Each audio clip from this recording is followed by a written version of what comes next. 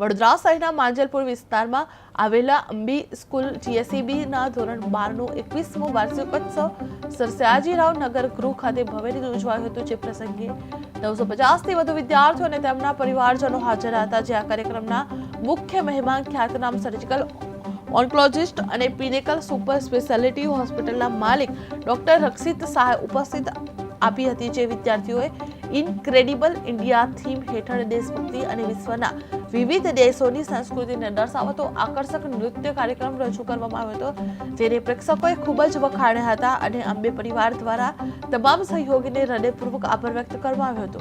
જેમાં સ્કૂલમાં 21મો વાર્ષિક ઉત્સવ ઉજવવામાં આવ્યો હતો, જેમાં 950થી વિદ્યાર્થીઓએ ઉત્સવપૂર્વક ભાગ લેવામાં આવ્યો હતો. જે ઇનક્રેડિબલ ઇન્ડિયાની થીમ હેઠળ મનોહર પ્રદર્શન કરવામાં આવ્યું હતું, જેમાં ડોક્ટર રક્ષિત શાહ मुख्य मेहमान तरीके उपस्थित रहता शिक्षकों ने वालियों पर सहकार जोवा मळ्यो हतो। नमस्कार।